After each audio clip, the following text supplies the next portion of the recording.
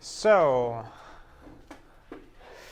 so I don't know what's going to happen in the coming weeks or coming days, but because of the COVID cases that are on the rise in the area, there is talks that we might switch to a red zone in the area. I don't know what's going to happen, but it might happen, and if it does, then we'll adjust for the remainder of the semester. So if ever next week we weren't able to be in class like we are now, well, I'll try to maybe do something similar to this at home and just kind of like post it as additional videos to the ones you already have based on the theory, and we'll see from there how it works. As always, regardless of what happens for the remainder of the semester, if you have any questions about anything with regards to class, email me and let me know. And if there is classroom time, I could always answer it in classroom time, and then it gets recorded, and then whoever can watch it at home. But if it's not classroom time left, you could always email me and ask me a bunch of questions. And sometimes it's just easier for me to answer them not via email, but by creating a short video for you with different graphs and stuff like that. And if I do that, I'll just kind of post it to all so that everyone could benefit from that specific question. So feel free to reach out regardless of what happens during the rest of the semester. But yeah, just keep that in mind. So today we're going to talk about Monopoly, Chapter 10 will be our main talk. Is there any questions with regards to that chapter before we get started? Any questions or comments? Yeah. Will you be going over welfare analysis? The actual consumer surplus, producer surplus kind of stuff? Yeah, I could definitely go over that if you want. Anyone else? Anything else that's not easy to understand or found a little tricky from this chapter? So for my macro class, I got more questions via email. For micro, I didn't get any, so it's either all clear or you guys are just shy. But yeah, so I'll just start with the question I have here, make sure that's clear, and then we'll move on to general discussions around monopolies. Okay, so the big thing when it comes to monopoly is compared to perfect competition. I told you guys this last class. There's 4 different market structures. Perfect competition, monopoly being the 2 extreme situations. Perfect competition, an infinite amount of sellers, and each seller doesn't have any market power, so it's a price taker. And monopoly is a situation where this firm, so here I only have one graph, and this firm faces all of the demand. So when I consider that to why there is 2 graphs for perfect competition, well, there was the demand, market supply determined the world price or the market price for a certain good, and then the typical firm knowing and seeing this price determine what output to produce, and then we could determine whether they're making positive economic profits, zero economic profits, or negative economic profits. Well, here in the second market structure that we're seeing, the demand curve is also on the typical firm graph because there's only one firm. There's no typical firm. There's one firm out there.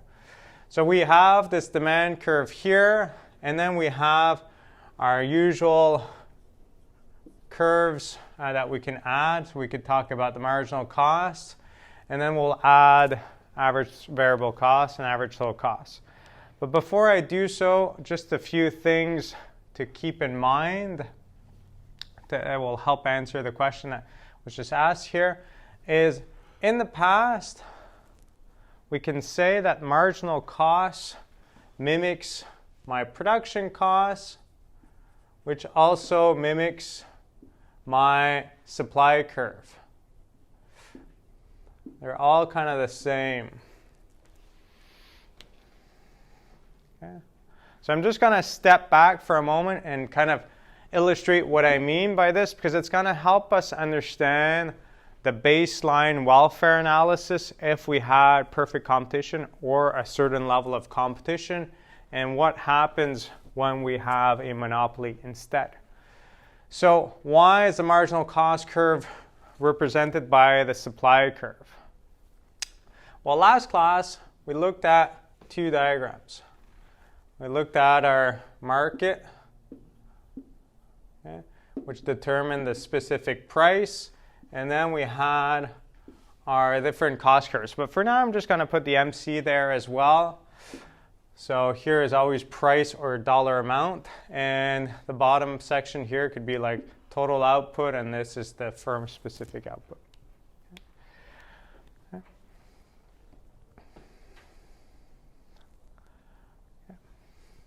So this is the situation that I have.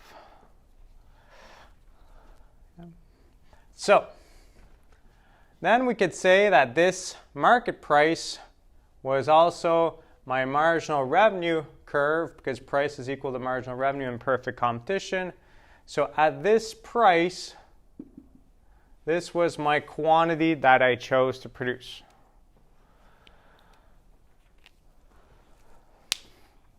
I'll give you guys a second to note this, and then we're going to kind of move on from there. So a slightly different way of viewing it than what we saw last week, but it still works. It could still be seen. So here, if I think about this, like regardless of whether it's an increase in demand or a drop in the supply curve, here, if the new equilibrium market price is higher, what would happen? Well, if the market price is higher, it would mean that this price here is higher, and the marginal revenue curve would also be higher, and therefore the quantity produced would also be higher. So you could see that here, if this is my new market price, because something changed here, like I won't draw it just because there's two different things that could happen. It's either a shift right of the demand curve that makes the intersection higher, or a shift left of the supply curve makes the intersected price higher. Well, any of those cases, the price is going to be higher. If I were to draw a new price is equal to marginal revenue curve here, should be a straight line as well. Well, I notice that my quantity supplied goes up.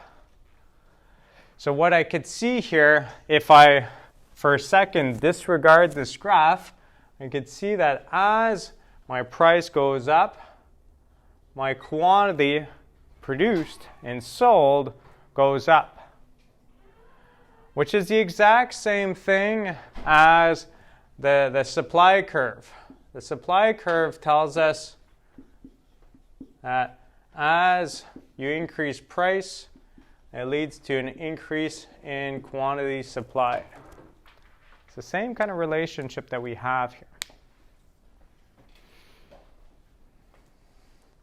The only distinction, and that's why I don't say that they're exactly the same, is that a supply curve represents the relationship between price and quantity supplied, whereas marginal costs can represent that relationship as well, but it will only represent that situation for a certain segment. And you'll understand what I mean here, so I'm just going to use a different color here. If I were to add an ATC curve and an AVC curve, okay,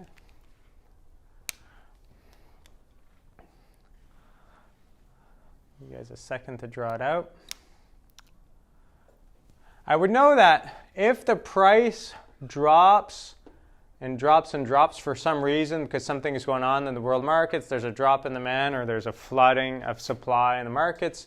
Well, if the price is dropping, and we reach a price over here, well, we know that at that price, which is equal to our marginal revenue, we wouldn't have any production, because at a situation like this, I know that marginal revenue is equal to marginal cost, is my profit maximizing level of output if I choose to produce.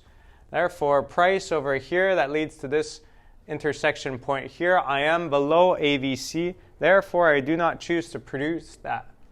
So this part here cannot be part of my supply curve. If I were to create a link between my marginal cost production curve and my supply curve, I know that that part cannot be part of the supply curve. So I'm just going to write it out because it is still part of the marginal cost curve. I'm not saying that's no longer the case, but this segment here cannot be part of supply curve.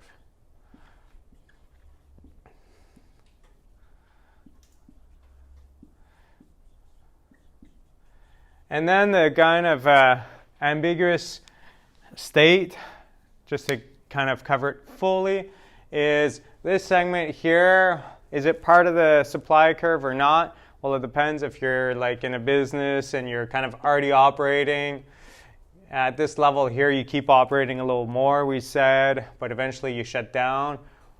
So it's kind of ambiguous, but what we know for sure is this up segment over here, all of this kind of situation here would represent the supply curve.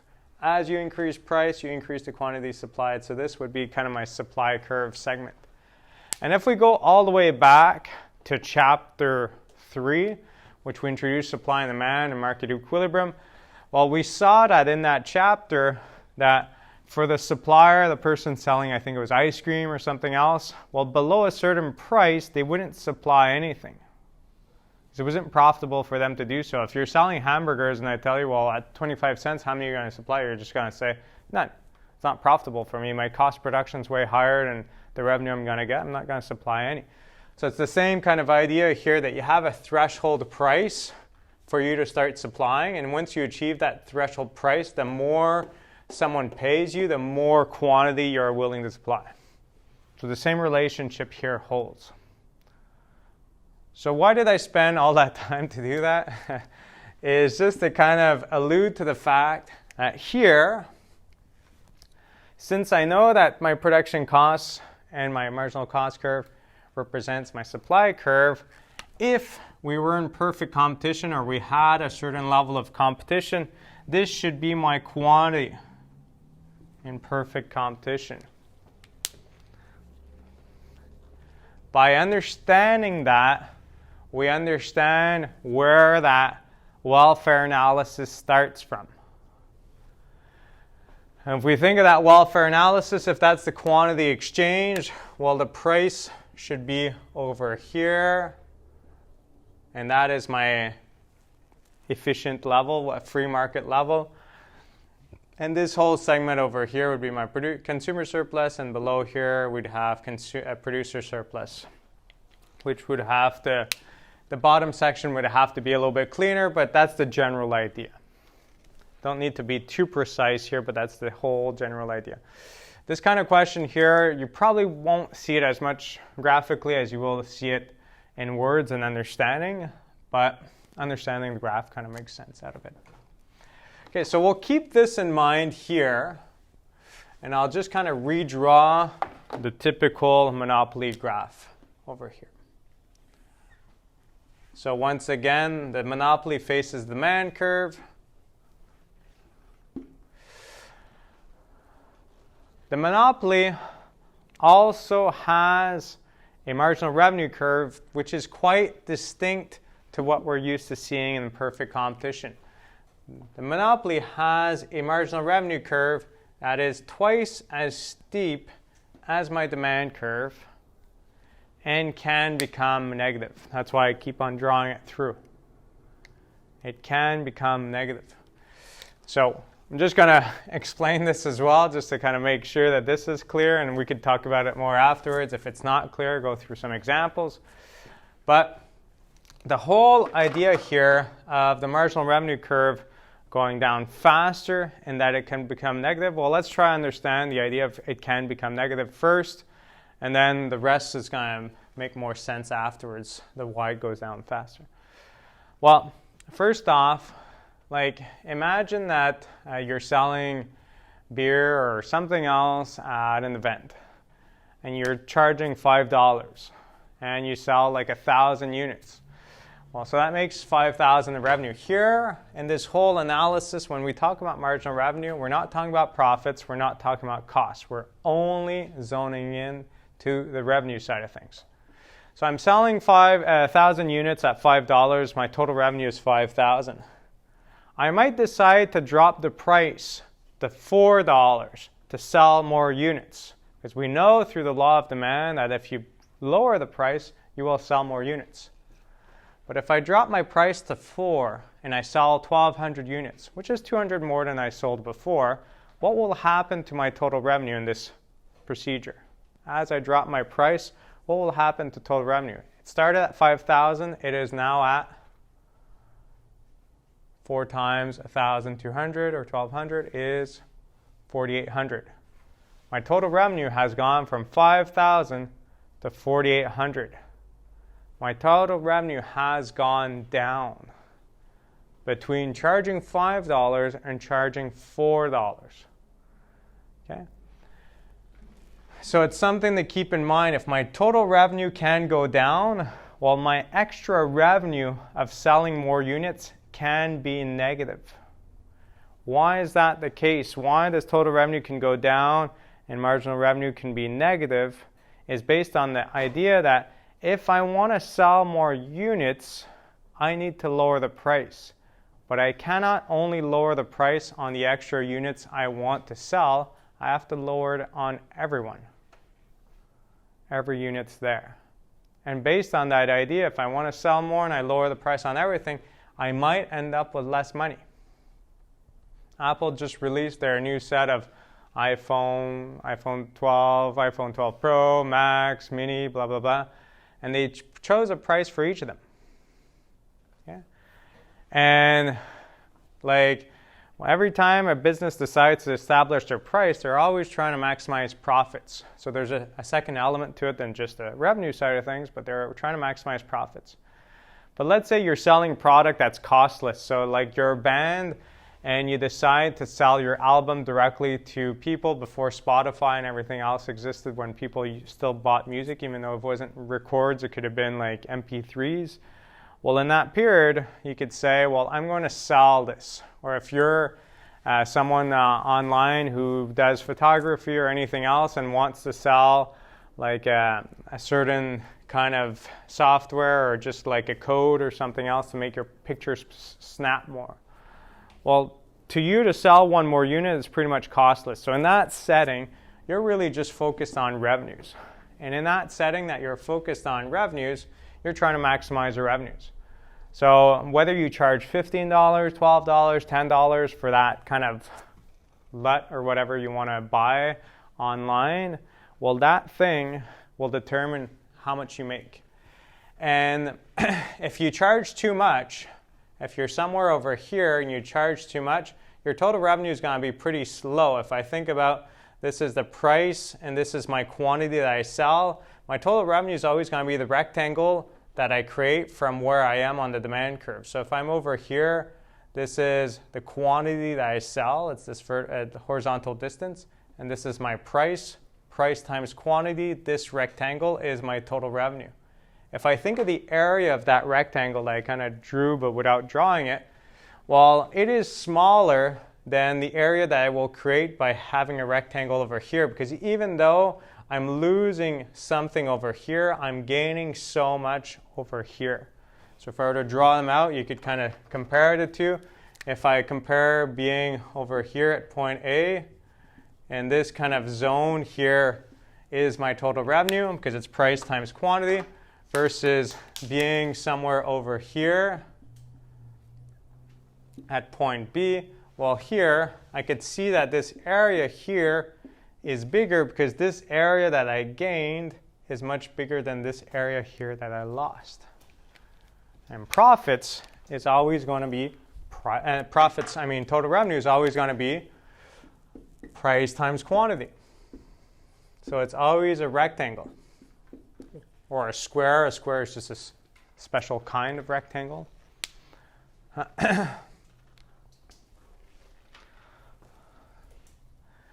But here you could see that this area B was where I had a marginal revenue equal to 0.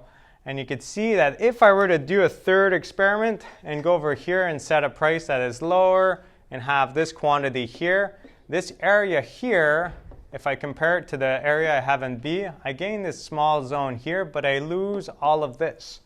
So I could see my total revenue is going down again. So if you have a really high price and you lower the price, you're going to increase your total revenue. And if you keep decreasing it, at some point you're going to lose revenue.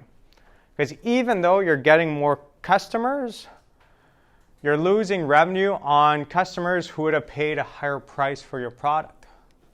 So if Apple could produce phones costlessly, they still wouldn't sell them for $1 each. Because at $2, they're selling nearly as much, and they don't lose like half of the revenue on every previous sale in a certain way. So that's why marginal revenue can go negative, and total revenue is always maximized where we hit this point here. Yeah? So in a real firm, how do they decide on the price? They decide on the price to maximize profit. So here we're just looking at the revenue side of things, but then we'll look at the cost side of things, and it's the combination of the two that they should decide their price. Like, how do they get this kind of data? So you could do it by trial and error. You could kind of have like different focus groups as well. So just try to pool people in a certain way to figure out like how much people are paying. If it's a product that doesn't exist and has never existed before, it's much harder to kind of price it accurately, because like let's say I were to invent a hoverboard, like a floating skateboard, like in Back to the Future, a good old classic movie. Well, if I were to invent that, something that doesn't really exist, so I don't really know how much people are willing to pay and everything else. So in that case, I'd probably try to see who my typical customer would be and just grab a good amount of those people and either have a survey or a focus group or something else just to try to get an idea of how much they would value this product. Like where I currently live, I built it myself and I'm building something else right now. And for me to establish how much I should charge for rent, it all depends on like what I value it. So I could ask a bunch of friends how much would they pay if they were to rent this place. I could also look at what's on the market right now and try to find the appropriate price.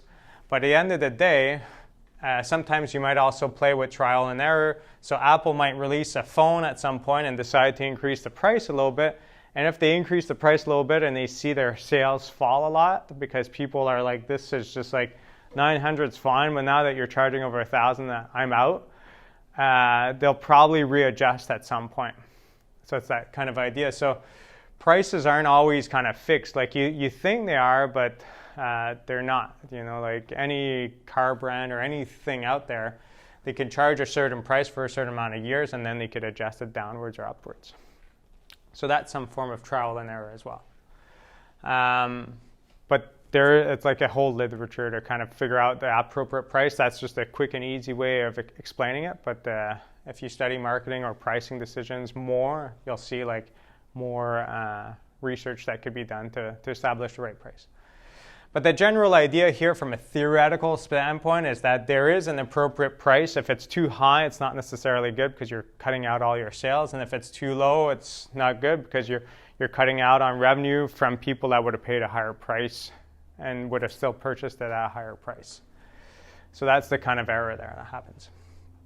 Okay, before I kind of move on with this graph here, I just want to cover something quick just because it's easy to see right now, and it's a question that does pop up sometimes, is what would happen if you're selling a product that is free for you to produce? And here, the free for you to produce is not necessarily something that didn't cost you anything to produce. It's something where the marginal cost of production is equal to 0. So the marginal cost is equal to 0 is not the same as saying it didn't cost you anything to produce it. It just means that if you sell 5 units or you sell 5,000 units, your cost didn't change. Okay? So what would happen in that situation? What would be my appropriate level of production, and what price should I charge in this monopoly setting? If it costs you nothing to produce an extra unit, and we know that fixed costs are sunk, there's something that you've paid in the past, so you shouldn't consider that in your decision. How much should you sell the product for? Should you give it out for free because it's not costing you anything to sell it? No, like you're trying to make money. You're trying to maximize your total revenue. So what price should you charge if your marginal cost is equal to 0? Well, up to this stage, one thing that should stick with you guys, regardless of the market structure that we're talking about, is that at profit maximization, marginal cost should always be equal to marginal revenue.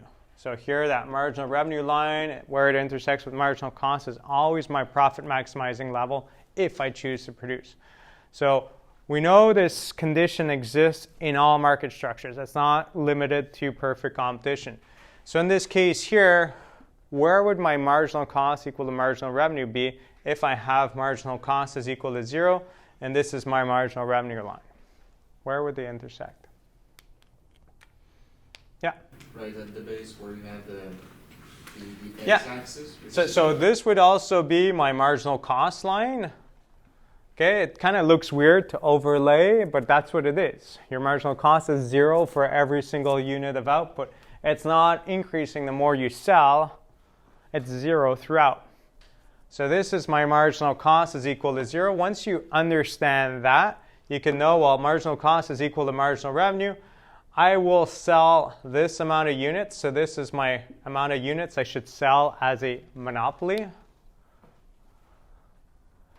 And based on that, what price should I sell? Should I give these out for free? No, you always charge the maximum price you can charge, and that is based on people's willingness to pay for that amount of units. So you go up here, and over here, this is the price that you should charge if you were a monopoly.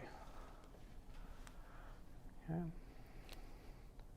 That's how you maximize total revenue in a costless setting.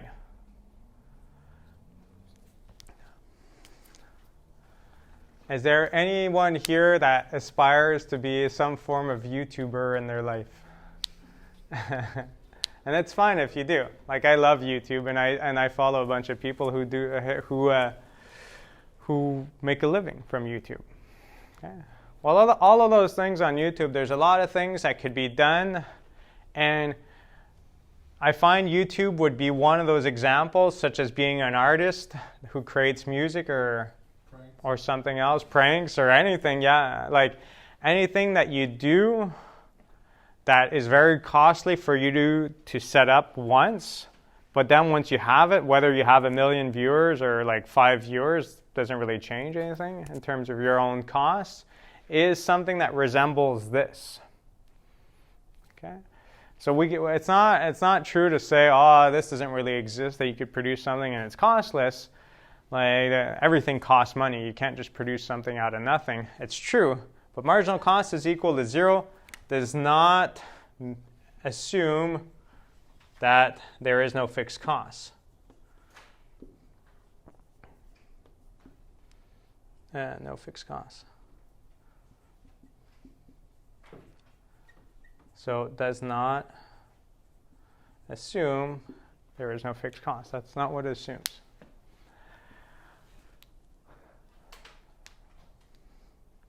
So for I like to follow photographers and other people of that nature, and some of them sell things that they created with Photoshop or Lightroom or something else. Took them time to create it. Or if you're very good at something and you decide to set up an online course, an online training program, and you want to get people to join in, all of those things take a lot of time and money to create. But once it's created, whether you have 5 people buying your kind of Photoshop quick edit that you could add, or your titles that you could add into Premiere Pro, or that someone buys into your training regimen or your food regimen, if it's all online virtual, that you're not sending anything direct, it's pretty much costless, regardless of how many people you have. So as soon as you have that framework and you can protect it, so this is one of the things to keep in mind with a monopoly. The big thing is that these are protected. The way you manage to keep profits in a monopoly, because you can be making economic profits in a monopoly. You could have a photographer who's making like $500,000 a year, and you're like, I wish I was that guy. Well, it's not like the example I gave last week with perfect competition, that as soon as someone does something, you could just kind of imitate them side by side, and then the market gets diluted and everyone goes back to a situation of 0 economic profits, because everyone's pretty much earning what they would earn and working for someone else doing the same thing. Monopoly is based on protecting whatever you're doing. You're the only one, but to remain a monopoly, you have to have ways of protecting. So it's either you have exclusive rights, so you're the only one who could sell beverages here on campus, or you have intellectual property, which means that if it's a patent, you're the only one that could produce a chair this way. Or if it's in the case of music or something else, you have a copyright, you have a trademark, you have something that prevents people from using the same thing. They might try, and they might succeed sometimes. Like if you watch a movie online that's been kind of streamed illegally, well, that's a way that they came around it. And the same thing goes for a textbook or anything else. You might find a free version online. But generally speaking, those people can get caught and get in trouble for it. The more you could protect and prevent those people from doing those things, the easier it is for you to make money in this business.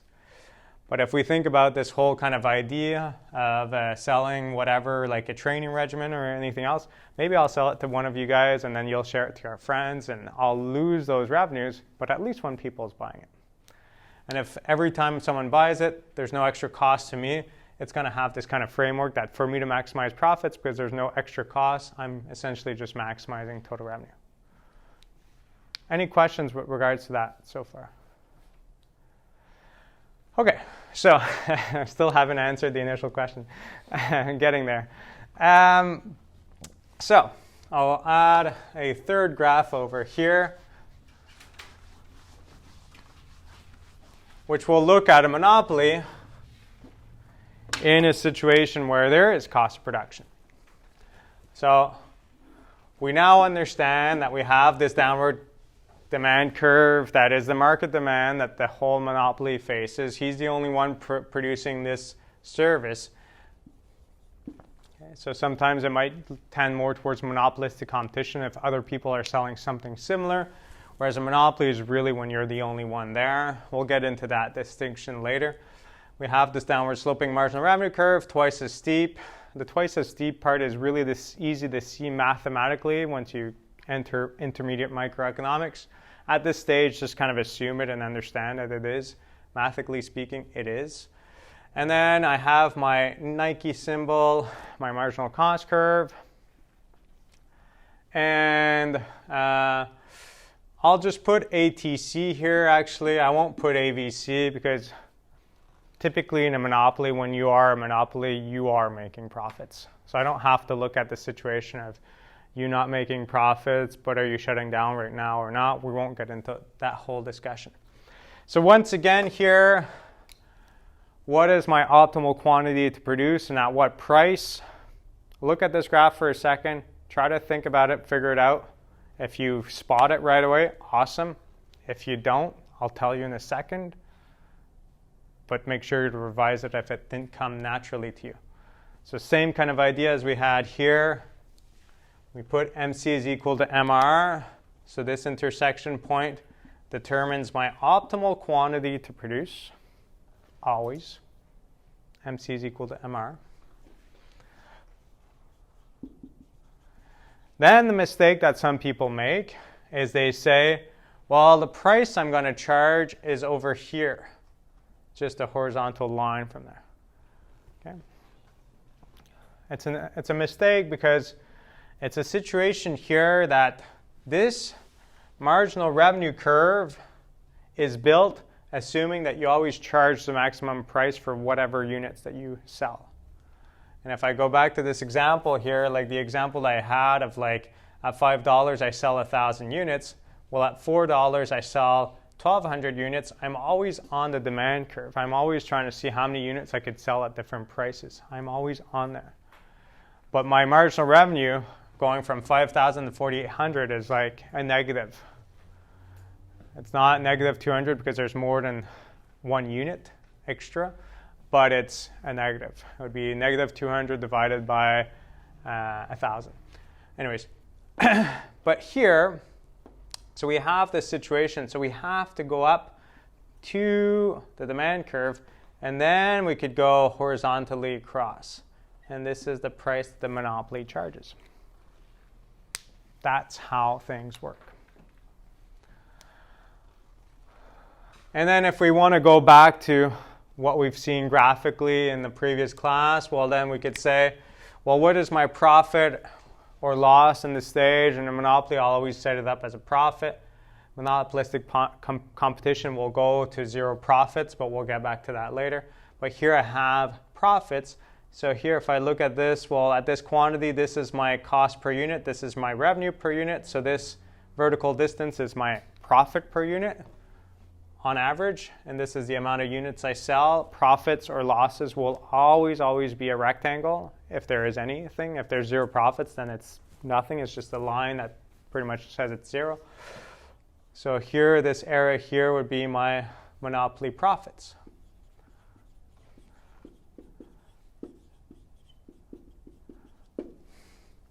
Okay, so I'm coming very close to answering the initial question. I'm getting there. And then we can move on to other questions. But we went through a lot of discussion in the process, a lot of important things. Okay, so if I compare this situation here to the one I have here, okay, and I do a welfare analysis. Well, if I look at it here, like I didn't add the marginal revenue curve here, but let's say I did. Okay. Well, the marginal revenue curve would be twice as steep, so it would be somewhere over here. This would be my marginal revenue curve. Therefore, where it intersects with MC would be my quantity. So I could see that the quantity with a monopoly is smaller than the quantity with perfect competition. And here, like I use small q, but it could have been big Q because when it's a monopoly, it's the whole Q. And at the end of the day, like small or big, it doesn't really matter. I just normally set it up that way. That doesn't change anything. So I could see that from perfect competition to monopoly, I have a smaller level of output. And I could see that from perfect competition to monopoly, I have a higher price, which is what you would assume. If you used to sell something at an event and there's many different vendors at this event, you would expect prices to be lower. But if for some reason you have exclusive rights to selling, even if it's just water at an event and it's 35 degrees outside and it's super hot, like it's Oshiaga or whatever, and people want to stay there, they don't want to leave just to get water, and on the site, you're the only one that could sell it, your price is going to be higher than if there was a lot of different vendors out there. So it's something we expect. Higher prices in the case of a monopoly versus when there is competition, and because of higher prices, there's going to be less units sold. So then, if I kind of go back to the analysis that we had with price controls or other things, well, I told you guys at that stage that regardless of what we see in this class, we're always going to be looking at whether it's due to price controls, taxation, or monopoly. I told you there will always be underproduction with regards to perfect competition or the free market equilibrium. That's what we always said. There's always going to be underproduction. And when there is underproduction, like we had with a price ceiling, a price floor, and which we will see with taxation. In each of those cases, when we have underproduction, the portion that was produced in this welfare maximizing situation of where it had the highest total economic surplus can no longer exist. We don't produce these units, so I know that this area here is a deadweight loss. DWL is the lazy way of writing deadweight loss. It's cleaner as well because my writing's bad. But DWL is what I have there. That is no longer a consumer surplus. It's no longer a producer surplus. It doesn't exist anymore because those units do not get sold. And you would say, well, hey, monopoly, keep on selling those units. And the monopoly would say, no, I'm not interested in selling those units. Well, why not? Well, for me, if I produce and sell those extra units, my extra revenue I get on each of those units is smaller than the extra costs it costs me to produce those units. Therefore, I'm making less profit by selling them. Why wasn't that the case under perfect competition? Well, under perfect competition, as they wanted to sell more units, they didn't have to lower the price on all previous units sold, where a monopoly does. That's a big distinction between price takers and price setters. So based on this here, then I could kind of look at the remainder of the area there, and I could say, well, my consumer surplus, because we're facing a higher price, is this area here. So I lost this area here as well, which goes to the producer. And the producer lost the area to the deadweight loss, but gained part of what used to be consumer surplus. So when there is that discussion in the slides of, is monopoly profit bad for society?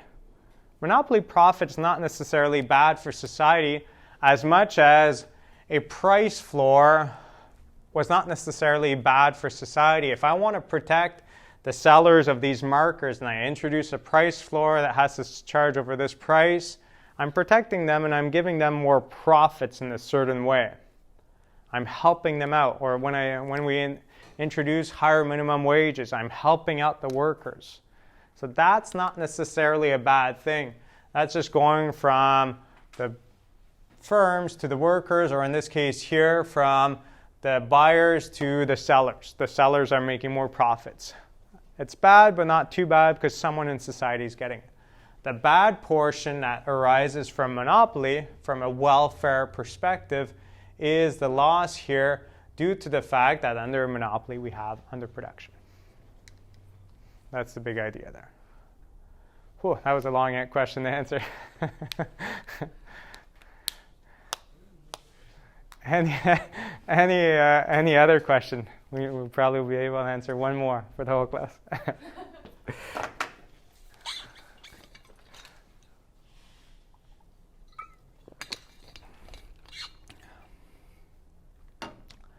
Anything else that's not clear? Okay, so another topic I want to bring up with you guys, because I find is interesting, because at the end of the day, there's graphs and there's understanding, but then I always want to get you guys understanding on different points that you might encounter in society and that you don't really realize so much. So it's the topic of price discrimination. So there's two types of price discrimination. One that's kind of seen as okay and the other one that's not seen as okay. Let's start with the not okay one. Well, the not okay one would be discriminating, charging different prices to different people based on what you think they can pay or what they're willing to pay. That would be the perfect price discrimination. So the big idea here of that one is, like at some point in your life, you might travel to another country and you're interested in buying a tank top from a vendor in the street. And you go there and you ask for the price and they'll give you a price. And then someone else will walk by and ask for the price and they'll give a different price. And if a local walks by and asks for the price, they'll give a third different price. And that's some form of perfect price discrimination. And the idea there in perfect price discrimination, if you could do it, it's not really legal to do. People still do it though. I have a series of examples. It's trying to get the highest price possible from an individual. So the difference between the example I gave you guys about charging for a beer at the Bell Center or an event here is that when you make that charge, you kind of show your price. Like your price is predetermined and that's the price for the evening. You could adjust it midway or something else, but as soon as you adjusted it, it's everyone that buys a beer afterwards pays that lower price or higher price. Whereas perfect price discrimination would be that I could charge some people here like $5 and then I see someone rocking up like with a really nice suit and like that guy looks like he has a lot of money and then say, oh, it's $15 for you. And that's some form of price discrimination that would lead to more profits for the firm, but it's not very right or legal. But you see it happening also a lot in construction. Like you'll see people that will kind of, when you ask them how much you charge per hour or how much does this cost for like we're insulating our attic soon, and you'll see like different prices. Like I would ask and then my girlfriend would ask at another time and we'd have different prices for the same product, which is wrong. And that's why, like you guys probably are not aware of this, but many years ago, car dealerships had a very flexible price on how much they would charge when you would go to buy a car. And depending on your negotiating skills, a new car, you could pay like a range of prices. And then at some point, Toyota kind of said, like, screw this, everyone gets the same price. Like, there's a price that you see on the website. You want this thing, you pay that much more. You don't want it, you pay that much less. Everyone faces the same price. And that has had the added advantage that the people that felt more discriminated against, which were sadly often the women that had like less negotiating power or didn't know the value as much, and it's nothing against women, it's just the way that they would perceive, they would feel like they wouldn't get screwed over as much. And one of the things I hate the most from any level of discrimination is feeling like I'm taking advantage of, like that I overpaid for something that I could have paid less if I knew better or something else. So that for me, I really hate that feeling. So if I could have a set price and I know it's the right price, then I feel a lot better. It's a mental thing for myself, but that's something that other people deal with as well. So some brands had the strategy of setting a very rigid price and you don't move from there. And some brands still don't allow typically for sales. Like Blundstone don't like to do sales. Like you'll always see the same price on every website typically, and other things like that. Okay? So that is one form of price discrimination. The other one that I find interesting deals with charging different groups for different prices for the same product. And here it has to be clear that it's the same product. So if you go to the movies, and there's a student price, and there's an adult price, there's a senior's price, there's a kid's price. That is a different price for the same product. Everyone uses one seat at the movie theater, but everyone's paying different prices. Okay? That is price discrimination. We have to make a distinction between that and charging a different price for going to see a movie in the afternoon or the evening. Even though it's the same movie theater, same seat, it's not the same service. It's not the same product. Like going in the afternoon is not as desirable typically than going in the evening. Same thing for flights going from here to Vancouver on a weekday versus a weekend. Different days of the week might have different prices, but it's not the exact same good or service. So you might see that question pop up in the book. So really have to make sure that when we're talking about price discrimination, we're talking about the same thing. So the same bus ticket or the same flight or the same movie, same time, everything, same amount of space taken, everything's the same, but you're charging two different groups of people different prices. And that is seen as legal, accepted, because it's not like you're not discriminating against one group that is badly seen. You're often giving advantages to certain groups. And I remember, like, it's probably like 10 years ago or 9 years ago when I was in Australia for a few months. I went to see the final Harry Potter, which is like a long time ago, but still. I went to see the final Harry Potter, and I remember going to the movies there, and it was like super expensive. It was like the equivalent of like 20 or 25 or 30 Canadian dollars to see a movie. And I was like, wow, this is expensive. And I was doing my PhD at the time, and I thought, like, no student discounts? Like, this is weird. This sucks, like, because we grew accustomed to it here in Canada. Most places that have movies have a student discount. And I was like, is it because these people don't remember what it was like to be poor and being a student, and they don't offer discounts? They don't remember what it is? And some people could perceive student discounts or seniors discounts or other types of discounts as a way to help out people that have probably less money or less fortunate. Okay? But that's not the case. It can be. Like, it doesn't mean that these people are evil. But the reason why businesses offer discounts to two different groups is they can make more money by doing so. So that's what we're going to look at really quickly here.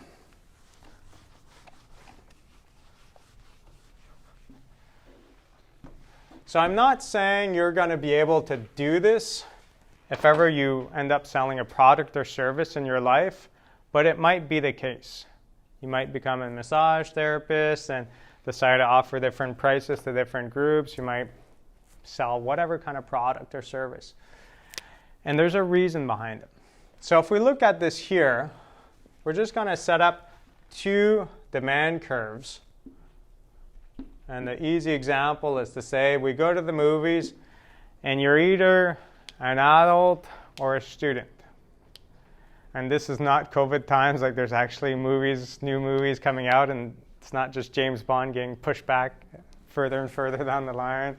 You could actually see something interesting. So if I consider these two groups, even though I don't do a full-blown market research to determine like the exact demand curve of both categories, I can still get an idea of both.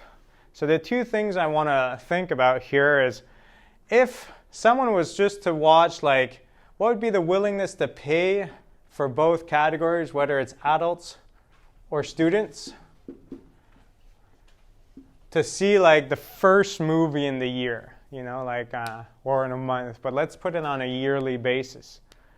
And let's try to imagine what the willingness to pay would be for that one movie. So if I compare the student to the adult, what do you think the willingness to pay for the first movie? Like the first movie is not necessarily the first one that comes out, but if you only were to see one movie in the year, like let's say there's a Star Wars is done, but let's say there's a new kind of movie that you really want to see and it comes out this year, which one do you think would be highest? Would have a higher willingness to pay? Students, you would pay more to see a movie than someone who earns like $100,000 a year in terms of willingness to pay.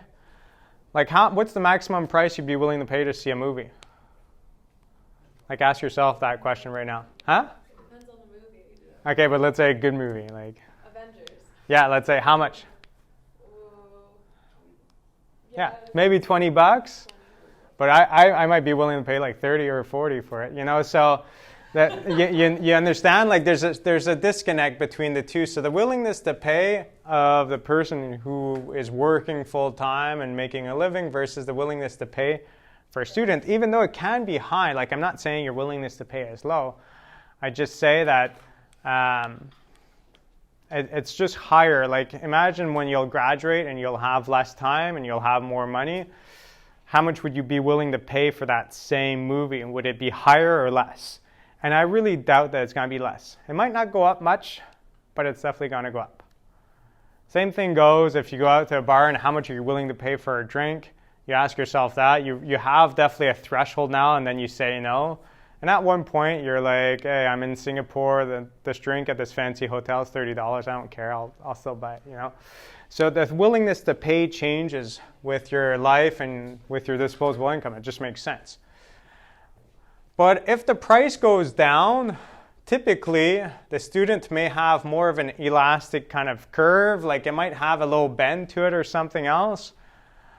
But if the price is like $3, $4, you might see like a lot of movies. Whereas an adult that has 2 kids and everything else, even if the price is $3, $4, they might not see as many movies just because they don't have as much time. They have more disposable income, they just have less time available. So it's that kind of trade-off that's a little bit different between the two. So then these are the demand curves for the student, the adult. And then I have my marginal revenue curves, which are twice as steep. So this one's pretty steep, becomes steeper, and this one's pretty flat, still remains pretty flat, but is flatter. Steeper, I mean. Okay.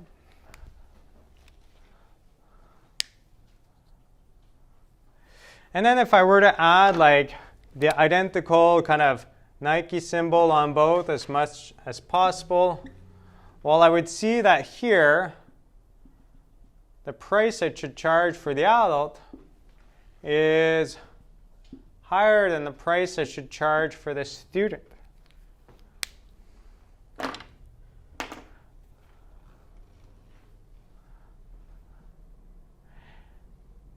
And if you go from this situation where you can charge 2 prices to only charging 1 price, you would have to find a price between the two. You would find a price between the two. But maybe that lower price than what the adult is currently paying You might not change their behavior that much, so you're not going to get more of those people coming, but now they're paying you less, which is not desirable. And if you charge more to the students than what they used to be charged, well, before they might have been really keen on coming, and all of a sudden it's like, do I want to go out for a drink with friends or go to the movie? The movie's pretty expensive, so I'll just go out with a drink for my friends and stream it in a few months for free online. And that's pretty much it. You might lose a lot of market there too. So by being able to split it into two markets, you're able to maximize your profits in both kind of group segments, which is a desirable thing to do from a business standpoint. So when you could do some form of price discrimination, it can be from a profit maximizing perspective. But the beauty about this type of price discrimination is it's often well perceived.